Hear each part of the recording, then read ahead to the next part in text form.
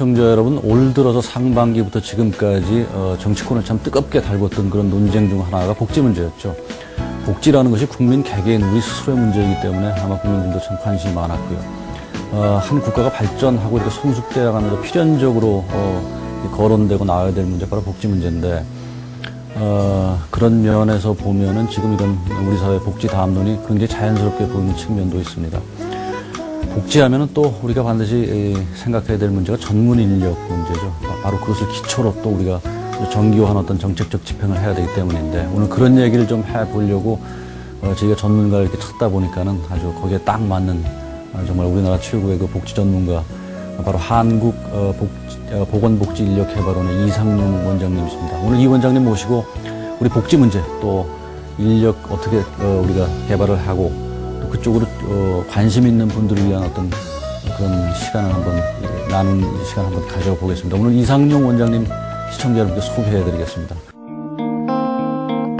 Going back to the corner where I first saw you. Gonna camp in my sleeping bag. I'm not gonna move. 이 원장님 안녕하세요. 네, 안녕하세요. 네, 반갑습니다. 제가 시청자 여러분 그 이상용 원장님을 아까 우리나라 최고의 복지 전문가라고 소개를 드렸는데, 잠깐 좀 이력을 제가 소개를 좀 해드릴까요? 연세대학교에서 사회복지학 박사 받으셨어요, 그죠? 네. 미국 오하이오 대학에서 오하이오 주립대에서 석사 사회사업으로 석사도 하셨고요. 그리고 보건복지부에서 보험연금 또 사회복지정책본부장 하셨고, 뭐 보험, 연금 이런 쪽으로 아무튼 거의 보건복지부에서 계셨죠? 예, 네. 보건복지부에서 한 28년 있었고, 아이고, 그러셨구나. 식약청에서 한 식약청 2년 차장을 하셨고요, 그렇죠? 예. 그리고 또 대통령 인수위원회에서도 복지정책 담당하셨었죠. 예. 네, 뭐 누가 봐도 복지 전문가라고 얘기할 수 충분히 있을 겁니다. 우리 한국보건복지인력개발원이 오송으로 이주를 했었어요. 예, 언제? 지난해 11월 달에 11월에. 이사했습니다. 네. 11월이면 지금 몇 개월 됐나? 한 8개월 됐나요? 8개월 됐죠. 지금 3대 인력개발원 3대째신가요? 예, 3대. 그러시군요. 원장님, 지금 우리 오송에 첨단의료단지가 조성이 되어 있죠? 예, 6개 기관이 내려가 있는 걸로 알고 있는데, 어디죠? 식약청, 네, 식약청 내려가 있고요. 질병관리본부, 그렇죠. 또 식약청에 관련된 기관인데 식품의약품안전평가원이라고 있습니다. 네. 또 질병관리본부하고 관련된 기관이 국립보건연구원이라고 있고요. 네. 네, 보건산업진흥원, 그리고 저희 보건복지인력개발원. 네. 그러니까 우리나라의 보건, 첨단 생명공학 이런 분야의 국제기관들이 다 내려간 거예요. 그러군요. 아주 그야말로 그 의료, 첨단 의료 컴플렉스가 이렇게 그렇습니다. 오송에 마련이 된 거죠. 작년 5월 달에 취임하셨죠? 인력개발원에. 예, 그러면 1년 됐습니다. 1년 됐는데, 그동안에 한 1년 동안에 오송으로 이사도 가셨고, 1년을 지난 소회로 좀 한번 말씀해 주시죠. 예. 지난해 11월 달에 오송으로 이사를 했죠. 근데 직장이 서울에서 충청도로 이사한다는 것은 직원들에게도 큰 위기고, 우리 직장에도 커다란 위기죠. 그래서 저는 이 위기를 어떻게 극복할 것이냐, 이게 큰 관건이었습니다. 저희들이 이사하기 전에, 우리 그 강사들이 네. 한 3,000명 정도 풀이 되는데, 그분들께 강의를 계속 하러 오시겠습니까? 이렇게 물었더니, 30% 정도가 거기까지는 강의하러 못 오겠다. 이렇게. 네. 저희 내부 교수가 7분 계시지만 또 상당 부분은 외부에서 강사들이 네. 와야지 교육이 되는데 큰 숙제였고요. 또 출퇴근하는 직원들, 지금도 한 3분의 1 정도가 출퇴근을 합니다. 서울에서? 예, 아유, 서울에서 부담이 출퇴근하는데 되네요, 사실은. 네. 그 직원들이 그렇게 먼 길을 출퇴근한다는 것이 보통 문제가 아니잖아요. 네. 그래서 직원들을 어떻게 도와주면서 할 것이냐, 이런 쪽에 고민을 했어요. 네. 그래서 한 2가지 정도 제가 크게 신경을 쓰면서 했는데요. 첫 번째는 어떻게 하면 우리 직원들과 함께 할 수 있는데 소통을 어떻게 할 것이냐. 네. 이 부분에 좀 생각을 많이 했습니다. 천상 일은 직원들이 하는 것이거든요. 그래서 제가 부임하고 곧바로 한 일주일에 한 2번 정도씩은 직원들에게 메일을 보냈습니다. 지금도 계속하고 있는데요. 제가 뭐 어떤 일을 하고 어떤 생각을 하고 있는지, 또 집에 가서 뭐 하는지도, 제가 지금 그 지역에서 텃밭 농사도 하고 이러는데 그런 걸 하나하나 소상히 직원들한테 얘기를 해줍니다. 직원들이 저를 알 수 있도록 해주는 거고요. 제가 그렇게 직원들에게 메일을 보내니까 직원들이 또 답장을 해줘요. 네. 정책 제안을 하기도 하고 또 직원들이 어려움이 있으면 호소를 하기도 하고 또 직원들 뭐 생일 카드도 또 전 직원들에게 저희 직원이 한 150명 되는데요. 생일 카드를 그냥 뭐 의례적으로 하는 게 아니고 직원들 형편에 좀 맞는 그런 얘기를 직접 써서 네. 좀 보내고요. 네. 또 하나는 저희들 좀 이름이 재밌습니다만 직원들이 붙인 건데 코하이 이야기 여행이라고 해서 코하이라는 건 우리 직장의 영문 명칭 네. 약어인데요. 직원들이 2주에 한 번씩은 자기들 얘기를 하는 코너를 만든 겁니다. 그래서 한 1시간 정도 얘기하면 서로 토론하고 뭐 주제도 특별히 정한 거 없이 생활 얘기를 그냥 하는 거죠. 이렇게 얼마 전에 기사를 보니까는 지금 식약청 같은 경우 지난해 사실은 빠져나간 인구가 200명이 넘는다 그러더라고요. 네. 그래서 이게 아무래도 지방으로 가는 것에 대한 부담 같은 것 때문에 그런 건데. 그렇습니다. 자, 이게 이제 적응하려면 아무래도 좀 시간이 걸릴 거고, 지금 6개 기관이 그런 인력 누출에 대해서 사실은 조금은, 뭐, 걱정이 되는 바가 있겠죠.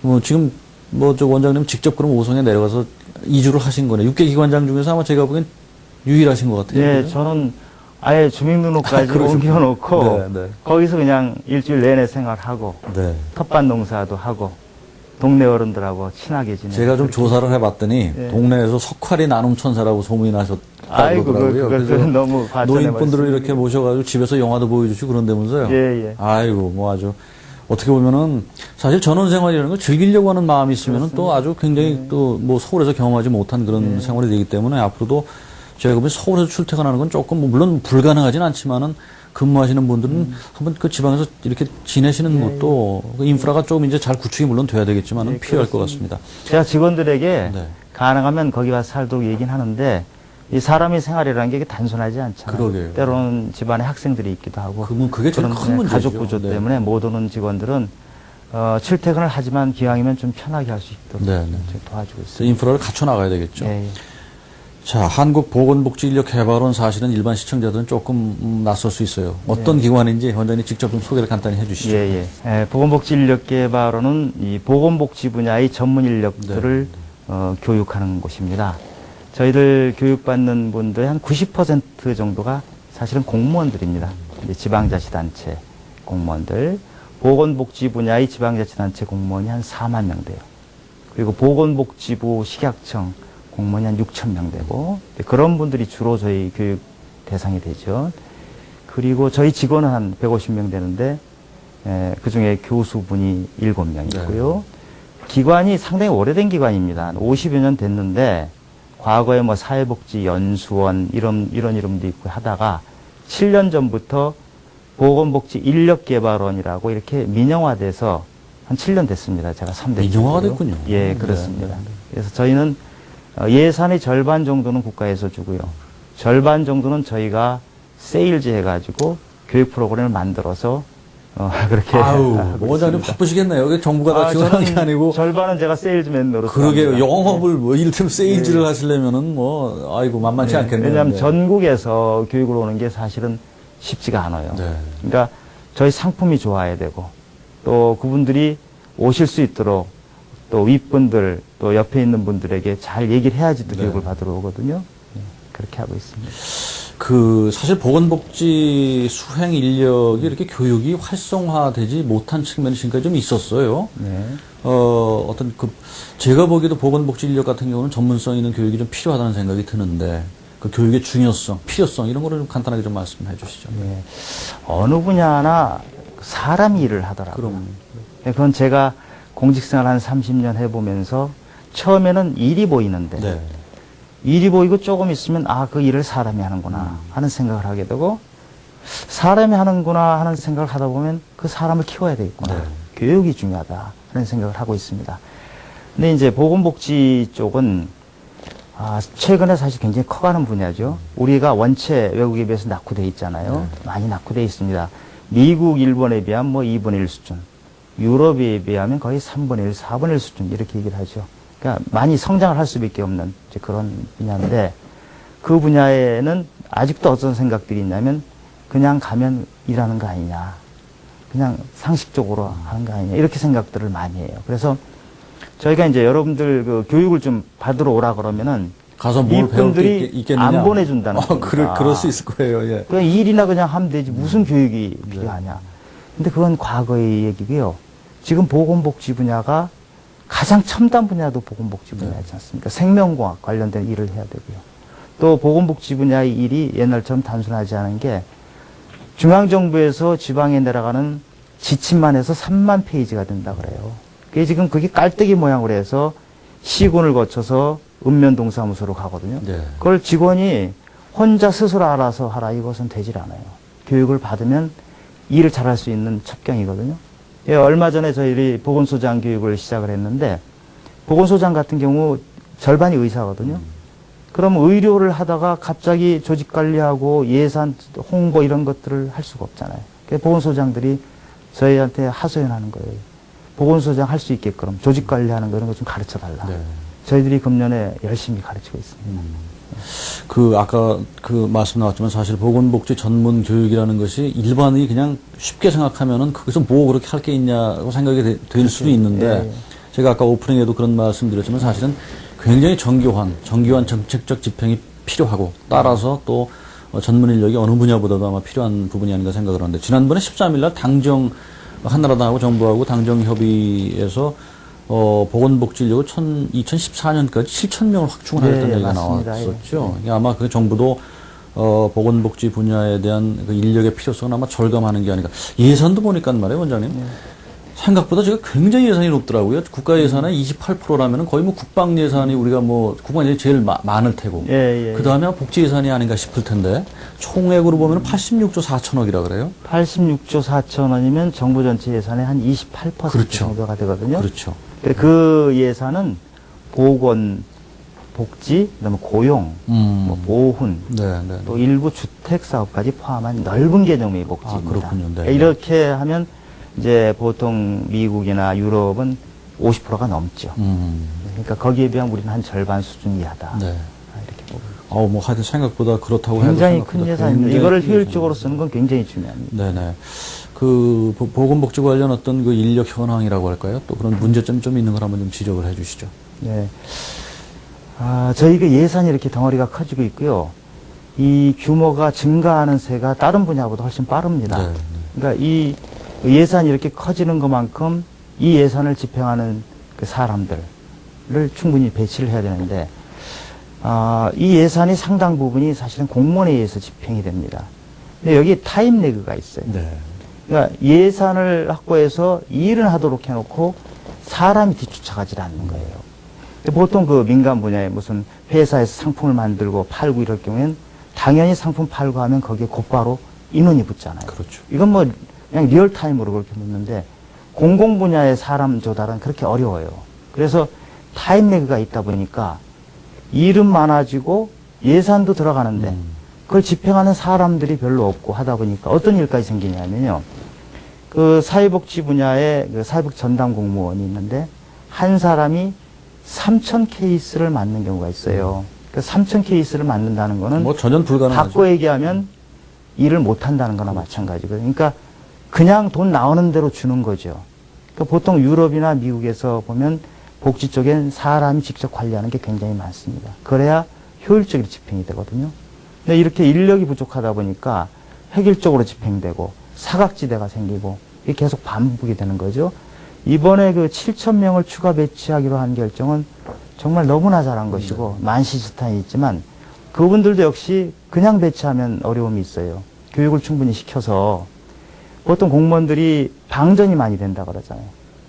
그냥 충전 안 하고 계속 방전하니까 배터리가 방전되듯이 이제 그렇게 된다는 얘기를 하고 전쟁터에 그냥 총 쏘는 법도 안 가르치고 그냥 보내는 것 같은 이런 것은 이제 또 일어나면 안 되거든요. 이제 충분히 교육시키고 그 현장에 갈 수 있도록 그렇게 해야죠. 바로 그 7,000명의 어떤 7,000명의 충원이라는 것이 결국은 우리 교육원의 입장으로 보면은 수요가 뭐 어마어마하게 좀 확대가 되는 거. 할 일이 너무나 많이 늘어나는 그런 예, 거겠죠. 7,000명의 인력을 아까 말씀드린 것처럼 고도화된 어떤 전문 교육을 시켜야 되고 가끔 TV를 보면 이제 인권 사각지대에 대한 그 고발 르포 같은 것이 TV에서 우리가 방송을 많이 하는데 그때 늘 나오는 얘기가 그 담당 인력의 부족 그러다 보니까는 사각지대가 생기고 사각지대가 그러니까 뭐 생기고. 반드시 그 얘기가 나온단 말이에요. 7천 명이 충원됨으로써 그런 게 좀 보충이 돼야 될 텐데. 예, 그렇죠. 그렇습니다. 그러니까 복지 쪽이라는 게 이게 칼로 뭘 자르듯이 이렇게 정확하게 잘 안 나오는 경우가 많아요. 그러니까 어떤 기준을 만들었을 때 기준을 정확하게 적용을 그대로 해버리면은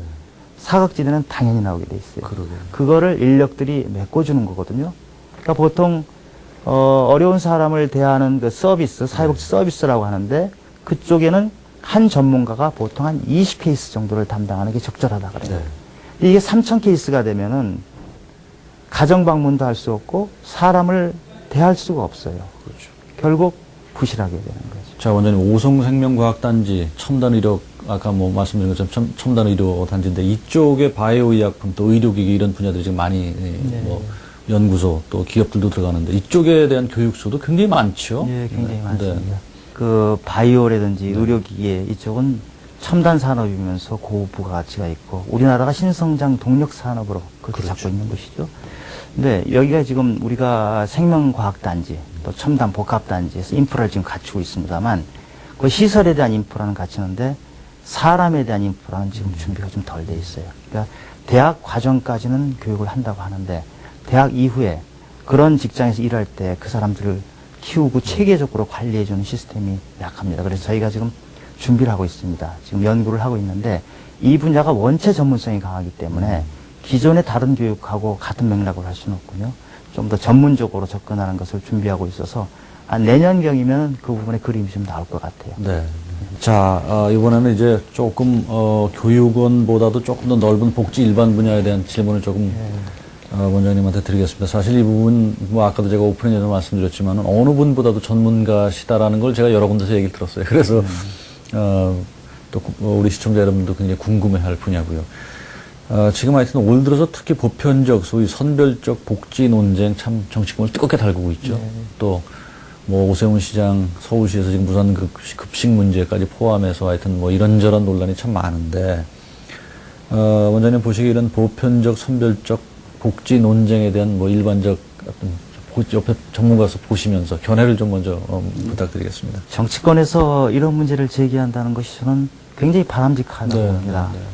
어찌 보면 우리 정치권이 이제 제 궤도에 들어갔다 이렇게 생각하고 싶어요. 유럽이나 미국 같은데 정치할 때 이슈들이 거의 복지 이슈거든요. 네. 왜냐하면 국가 예산의 절반 이상을 쓰는 곳이고 많은 사람의 삶에 관계가 되기 때문에 당연히 복지 이슈가 정치 이슈가 되죠. 아까 제가 오프닝에서 굉장히 자연스러운 어떤 담론이라고 당연히 그렇게 말씀드린 가는 게 어찌 보면 우리 정치가 제 코스로 잘 가고 있다 이렇게 판단해 주시는 게 옳은 것 같고요. 지금까지 세계적으로 그 복지를 발전시키는 분들 보면 뭐 비스마르크, 또 미국의 루즈벨트, 또 영국의 베버리지 보고서 관련된 그 처칠, 다 유명한 정치가들이 이런 문제를 제도화한 거거든요. 네. 보편적 복지냐, 선별적 복지냐, 이것은 어떻게 둘 중에 하나를 양당 간에 선택하고 이런 것은 아니고요. 프로그램마다 다 달고 나라마다 양쪽을 적절히 섞어서 하지 온통 선별적 복지만 하거나 온통 보편적 복지만 하는 나라는 우리나라 사람들이 흑백 논리에 없거든요. 강해서 그런가?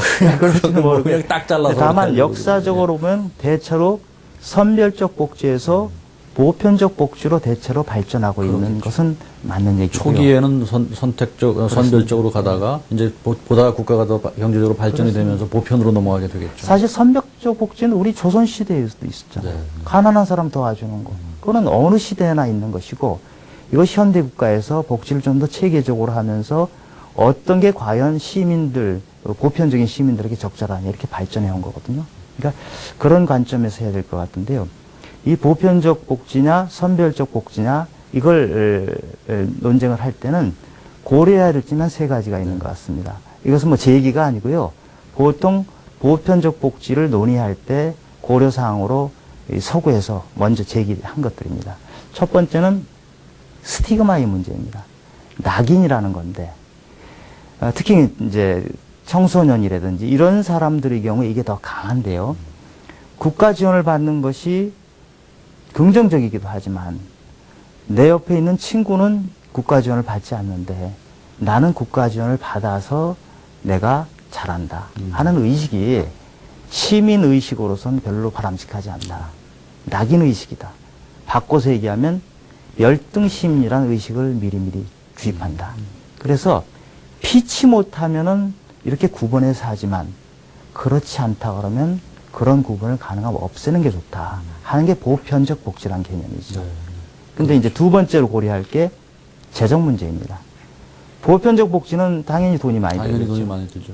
그러니까 스티그마의 문제하고 이 재정 문제를 어떻게 균형을 잡을 것이냐 하는 문제입니다. 사실 우리 보편적 복지가 지금도 있죠.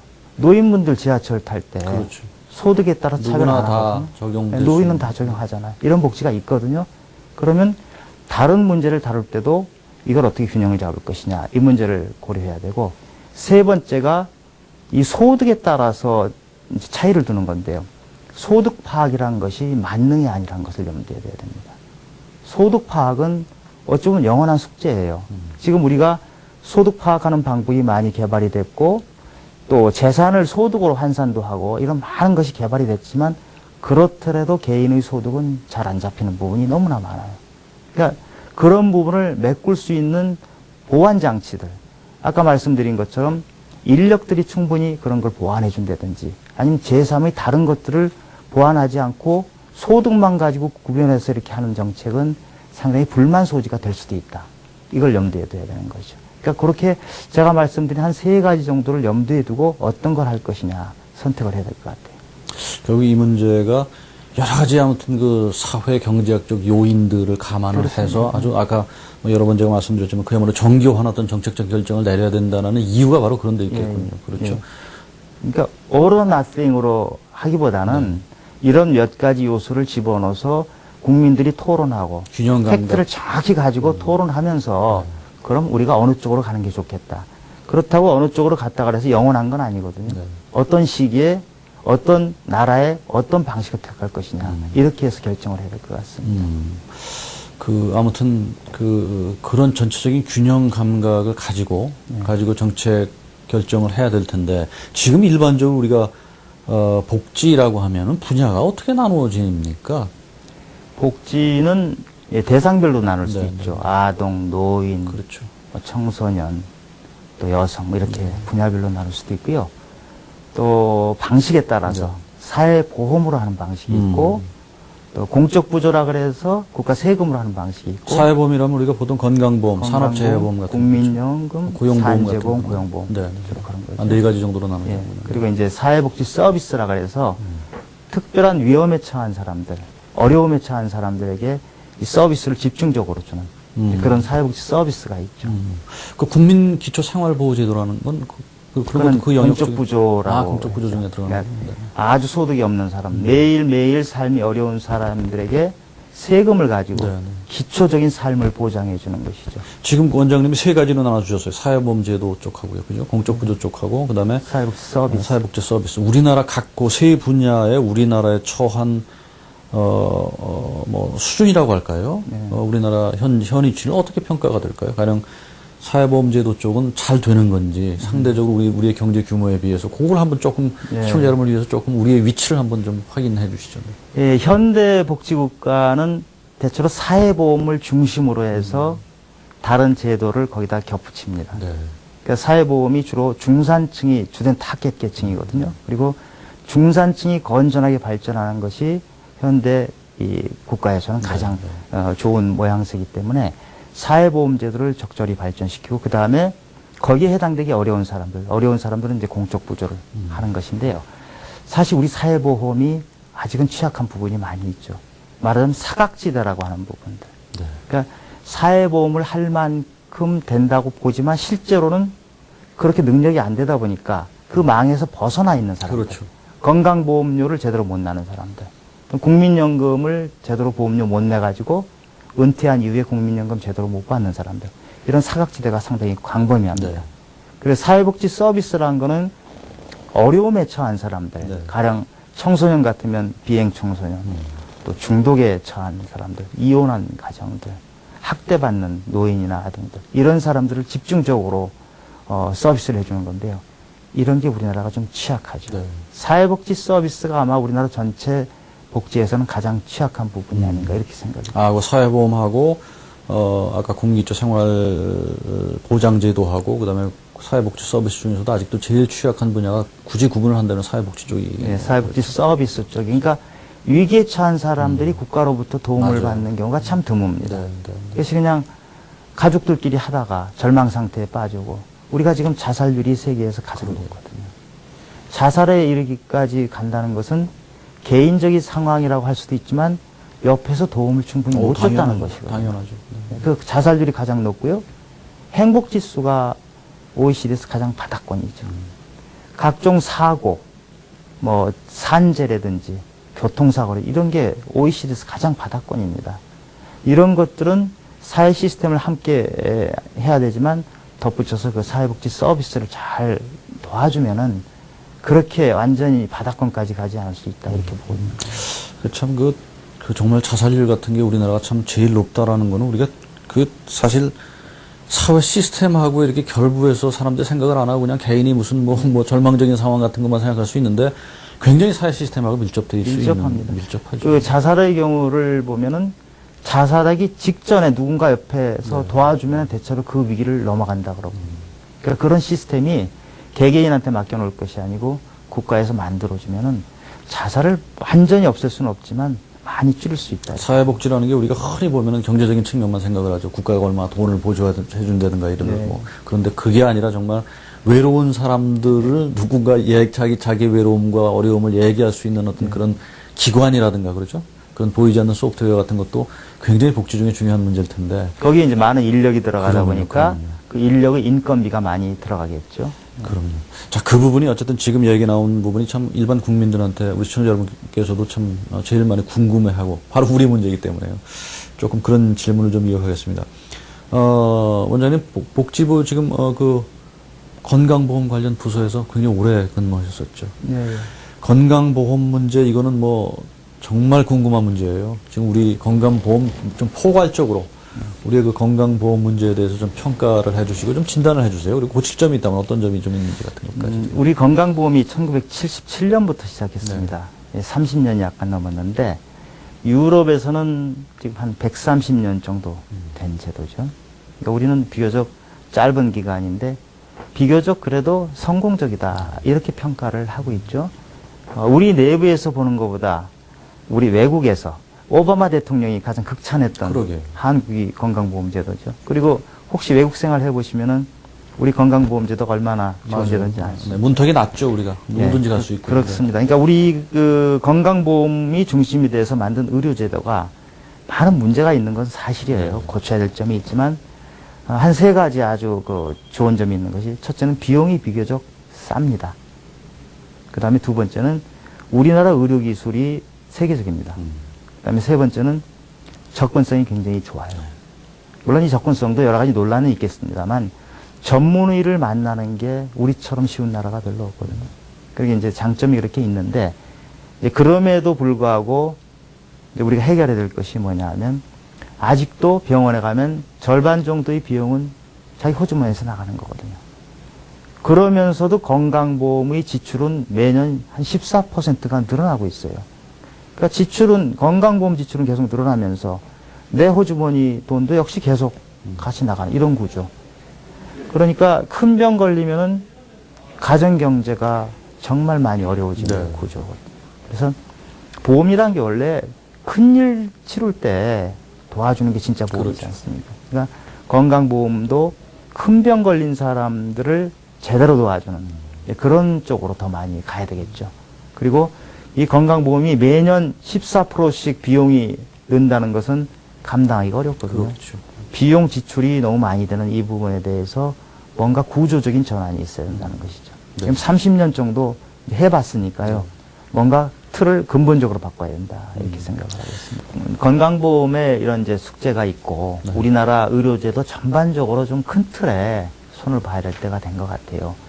금년 4월에 보건복지부에서 보건의료 미래위원회를 만들었더구만요. 거기에 의료계 또 정부의 속기부처인가요? 네. 차관들 들어가고 전문가들 들어가고 또 각계 인사들이 들어갔기 때문에 거기서 잘 논의해서 정말 지속 가능하고 또 국민들이 병에 걸렸을 때 큰 어려움 겪지 않는 그런 구조를 만들 수 있으려고 봅니다. 네.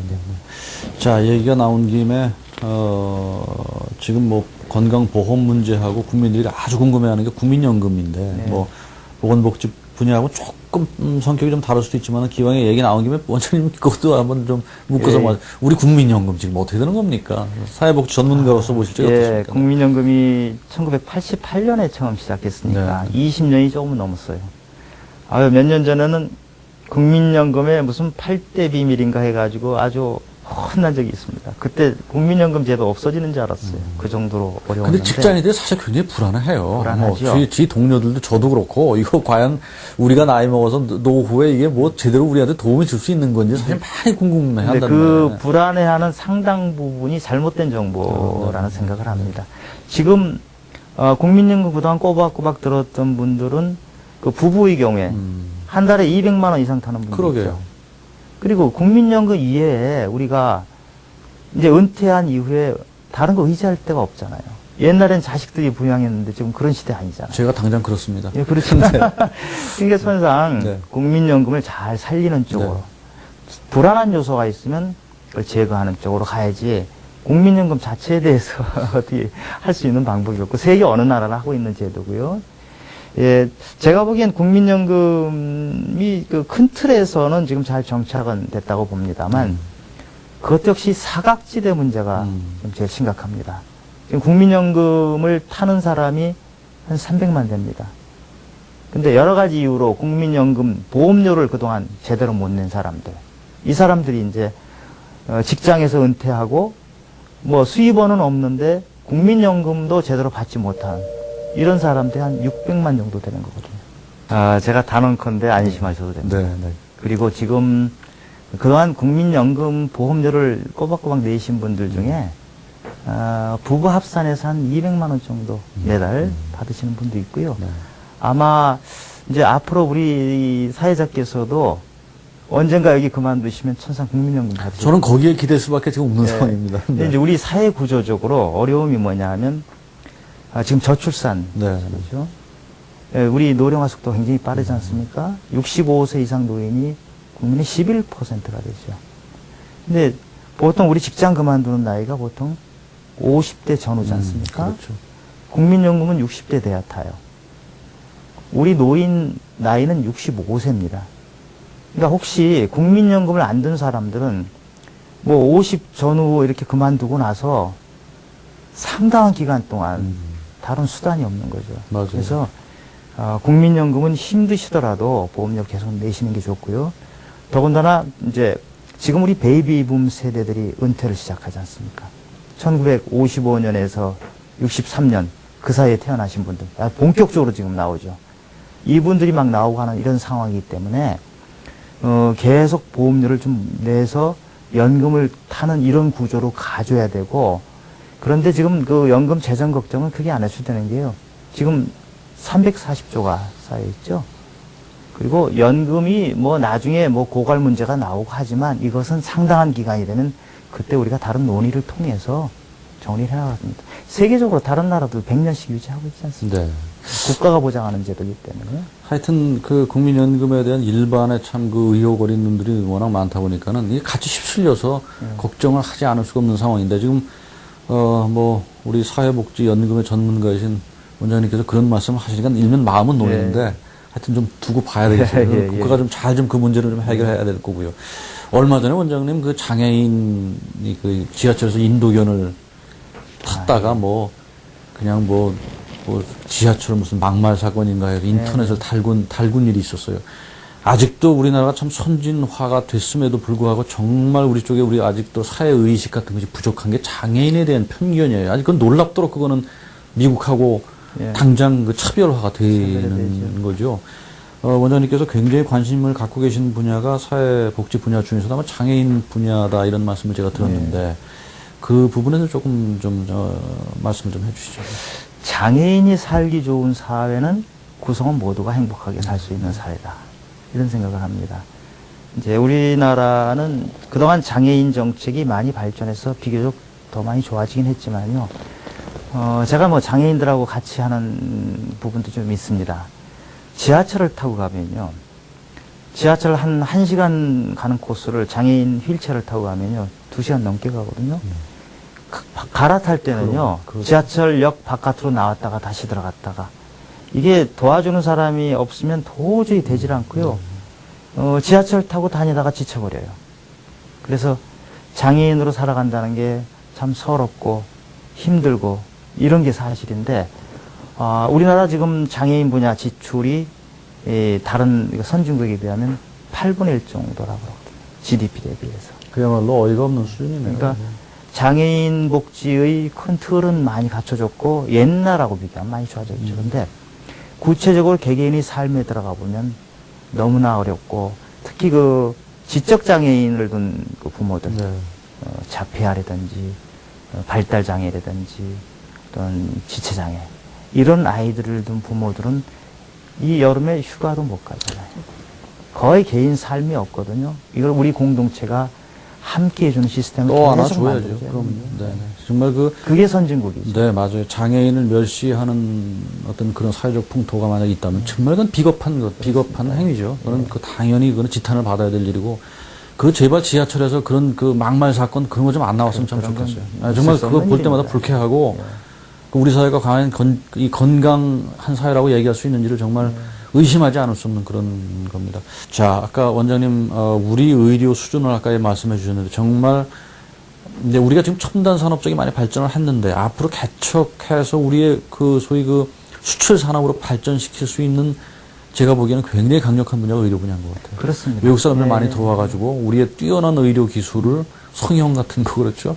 아주 섬세한 우리 네. 의술인데, 국내에서 이렇게 외국인들이 많이 들어와서 국내 의료를 찾는다면은 거기에 대한 정책적 대응을 해야 될 겁니다. 그죠? 예, 예. 소위 글로벌 헬스케어 전문 인력 같은 것이 앞으로 나와야 되겠죠. 뭐 예, 예. 우선 영어가 통하지 않을 거고, 또 세계 언어들이 통하지 않을 거고, 그다음에 뭐 진료 코디네이터 같은 것도 외국인을 위한 진료 코디네이터도 네, 필요할 그런 거고, 교육을 그렇죠? 하고 있습니다. 또 국제 마케팅 의료 전문가도 예, 예. 필요할 거고, 이런 우리의 그 의료 시장에 관련해서 그걸 산업화시키는 그런 상황에서 보건복지인력 개발원의 역할 같은 걸 조금 말씀해 주시죠. 네, 방금 말씀하신 것처럼 글로벌 의료는 세계적으로 그 성장세가 굉장히 높은 그런 산업입니다.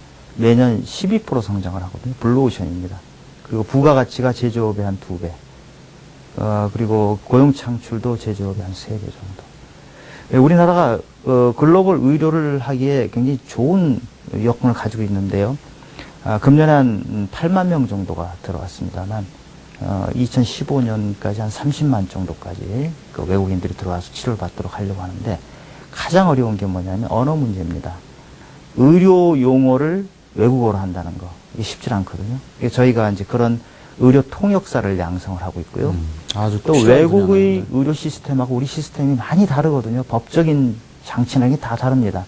그런 것을 조정해주는 의료 코디네이터라든지, 이제 그런 또 마케팅도 좀 우리나라 내부 마케팅이 아니고 외부 마케팅을 할 수 있는 그런 인력들, 저희들이 한 해 한 200여 명 정도 그런 인력을 좀 배출하고 있는데요. 사실은 적어요. 네. 예, 이렇게 이 블루오션을, 결국 이것도 사람이 하는 일인데 더 많은 인력이 좀 했으면 좋겠고요. 우리 기관만이 아니고 다른 데서도 좀 광범위하게 교육을 했으면 좋겠다는 생각을 합니다. 그런데 이런 분야를 자기가 예를 들어서 뭐 국제 마케팅, 그 소위 그 국제 의료 마케팅 전문가가 되겠다, 아니면은 뭐 코디네이터가 되겠다, 그런 거를 원하는 사람들은 어떻게 그거를 소위 그 어프로치 접근을 해야 될까요? 뭐 그거 어디다 물어봐야 될지부터 저희가 그래요. 예, 1년에 한 번씩 모집해서 교육을 하는데 경쟁률이 굉장히 셉니다. 저희들이 다 수용을 못하고, 이제 저희들이 시험 봐서 통과된 분들 위주로 하는데요. 가령 의료 통역사 같은 경우는 기존에 통역할 수 있는 분들의 의료에 대해서 6개월 동안 별도로 교육을 받는데요. 아랍어를 하시는 분도 있고요. 러시아어를 하시는 분도 있고, 다양한 언어와 의료를 결합해서 배우는 그런. 중동권 같은 경우는 아는 게 아니라 정말 의료 수요가 꽤 많을 텐데, 우리나라에서. 맞습니다. 근데 뭐 우리가 아랍어 쫓아갈 하는 수 사람이 별로 없으니까요, 그죠? 더군다나 이제 의학적 전문 용어 같은 거를 따로 교육을 시켜야 될 필요가 굉장히 있을 것 같은데, 그 학력 제한 같은 건 없나요? 뭐 예를 들어 어떤 원하는 사람이. 학력 제한은 따로 안 하는데, 네. 일단 기본적으로 통역을 할 수 있는 정도라면 그 학력을 베이스는 가지고 있는 거예요. 그 베이스는 있어야 되겠고, 예. 거기다가 이제 전문적인 어떤 그렇습니다. 의료 뭐 용어라든가 하는 예. 그런 코디네이터 과정에서의 어떤 소통 그런 것이 돼야 되니까는 이제 그런 것이 필요하겠죠. 2008년부터 군 복무에 이렇게 대신해가지고 보건복지 분야에, 그걸 이름을 뭐라 그러죠? 사회복무요원. 그 사회복무 요원들을 위한 교육도 뭐 합니까? 1년에 한 9,000명 정도. 아유, 그렇군요. 한 굉장한 2주씩 교육을 하는데요. 소위 말하는 그 공익근무요원 있지 않습니까? 군대 가는 거 대신해서 네. 공익근무요원이라는데 그분들 중에 사회복지 시설에 가서 뭐 2년씩 근무하는 분들이 있어요. 이분들을 이 복지라든지 또는 노인을 어떻게 케어해 줘야 되는지 이런 것들을 가르쳐 줘서 현장으로 보내는 거예요. 네. 네. 자, 그렇군요. 뭐 하여튼 재밌고 관심 있는 얘기 듣다 보니까 네. 시간이 많이 가가지고 몇 네. 가지 질문을 제가 그 준비해온 걸 좀 뺐는데, 예. 이거는 분명히 마무리 질문으로 좀 드려야 될 것 같아요. 이제 우리 지금 아까 복지 문제가 우리 시대에 화두로 떠오르는 거는 굉장히 자연스럽고 바람직한 어떤 현상이라고 그렇게 진단을 해주셨죠. 정말 앞으로 복지 문제는 이제 우리 국가의 성숙 단계가 복지 문제를 얘기 안 할 수가 없는 단계고, 그렇습니다. 그렇죠.